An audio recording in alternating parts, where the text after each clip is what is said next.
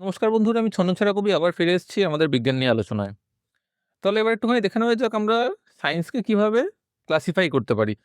কথাটা ঠিক হলো না। সায়েন্সকে ক্লাসিফাই করার থেকেও আরো ভালো করে বোঝাতে গেলে বলতে হবে যে সায়েন্সের অ্যাপ্রোচকে যেভাবে আমরা বিজ্ঞান বুঝতে চেষ্টা করছি বা বিজ্ঞানের তথ্য বোঝার চেষ্টা করছি, তার যে অ্যাপ্রোচ সেটাকে আমরা কিভাবে আলাদা, আলাদা পর্যায়ে ভাগ করতে পারি। এবং এই সবকটা ভাগ এমন নয় যে একটা হলে আরেকটা হবে না। এগুলো অনেক সময় মিশিয়ে চলে একটা অন্যের সাথে। কখনো, কখনো এটা ও হতেই পারে যে একটা ক্লাসিফিকেশন আর অন্য একটা ক্লাসিফিকেশন সেটা একদমই মিউচুয়ালি এক্সক্লুসিভ।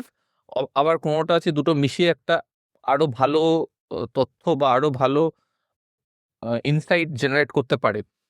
তাই জন্য মানে এটাকে অত একদম বেদবাক্য মানার কোনো কারণ নেই, এবং আমি বলছি আমার বাক্য আর বেদবাক্য হবেই বা কেন? ঠিক আছে।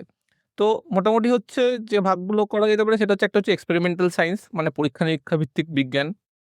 তারপরে একটা হতে পারে অবজারভেশনাল সায়েন্স মানে পর্যবেক্ষণ ভিত্তিক বিজ্ঞান। স্ট্যাটিস্টিক্যাল সায়েন্স পরিসংখ্যান ভিত্তিক বা ডেটা অ্যানালিসিস বা স্ট্যাটিস্টিক্যাল অ্যানালিসিস এর মাধ্যমে যে বিজ্ঞানটা আমরা করতে পারি। একটা হচ্ছে কম্পারেটিভ সায়েন্স তুলনামূলক বিজ্ঞান। মানে হয়তো একদম খুব স্ট্রিক্টলি পরীক্ষামূলক নয়, কিন্তু অনেকগুলো কাছাকাছি ঘটনার তুলনা করে বা একদম বৈপরীত্যমূলক তুলনা করে যে নলেজটা জেনারেট করা যেতে পারে। কেস স্টাডি ভিত্তিক সায়েন্স, সেটাও বিভিন্ন বিষয়ের ক্ষেত্রে খুবই গুরুত্বপূর্ণ হয়, বিশেষ করে যখন আমরা আউটলায়ার মেজার করি। হিস্টোরিক্যাল সায়েন্স ঐতিহাসিক প্রমাণ ভিত্তিক, প্রেডিক্টিভ সায়েন্স বা পূর্বাভাস ভিত্তিক, ওয়েদার ফোরকাস্ট অন্যতম একটা তার মধ্যে জিনিস, বা ইকোনমিক্স। মেকানিস্টিক সায়েন্স কার্যকরণ প্রক্রিয়া কিভাবে কাজ করে সেটা বোঝার জন্য যে বিজ্ঞানটা ব্যবহার করা হয়। মডেলিং এবং সিমুলেশন। থিওরিটিক্যাল সায়েন্স মানে তাত্ত্বিক বিজ্ঞান, string theory example. Evidence base science বা সামগ্রিকভাবে প্রমাণ যে চাওয়া হয় যেখানে।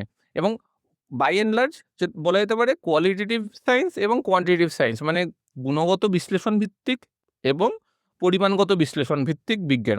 এর পরের ভিডিওগুলোতে আমরা এই প্রত্যেকটা ধরন, তার কিরকম উদাহরণ হতে পারে, তার কিরকম ব্যাখ্যা হতে পারে, এগুলো নিয়ে আরো বিস্তারিত আলোচনা আমরা এর পরের ভিডিওগুলোতে একে একে করব।